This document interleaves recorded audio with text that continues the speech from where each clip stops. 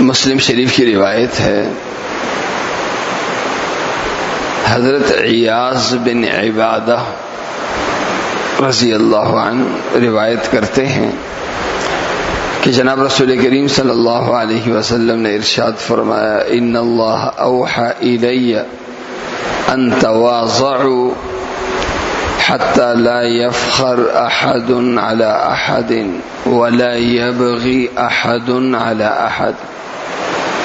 جناب رسول کریم صلی اللہ علیہ وسلم نے ارشاد فرمایا، اللہ نے مجھے وحی کی ہے کہ میرے بندوں سے کہہ دو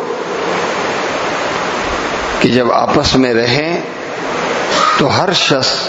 چھوٹا بن کے رہے، بڑا بن کے نہیں، چھوٹا بن کے رہے، عاجزی کے ساتھ، تواضع کے ساتھ رہے، تکبر کے ساتھ نہیں۔ حتی لا یفخر احد علی احد، کوئی بھی شخص دوسرے پہ فخر اور اپنی برتری نہ جتائے، اور کوئی بھی شخص دوسرے پر ظلم نہ کر۔ اپنے آپ کو فخر سے دور رکھو اور اپنے آپ کو ظلم سے دور رکھو، اور جب آپس میں رہو تو اپنی مادی یا خاندانی شان کے ساتھ نہیں بلکہ برابری کے ساتھ، اور برابری تبھی ہو سکتی ہے کہ ہر آدمی اپنے آپ کو چھوٹا سمجھے اور چھوٹا بنا کے رکھے، بڑا بنا کے نہیں۔ اور جب انسان اپنے آپ کو چھوٹا بنا کے رکھتا ہے، دوسرے کے مقابلے میں اپنے آپ کو برتر نہیں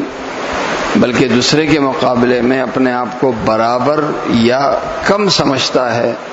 ایسے کی عزت، ایسے شخص کی عزت اللہ تعالی ہر شخص کے دل میں ڈال دیتا ہے۔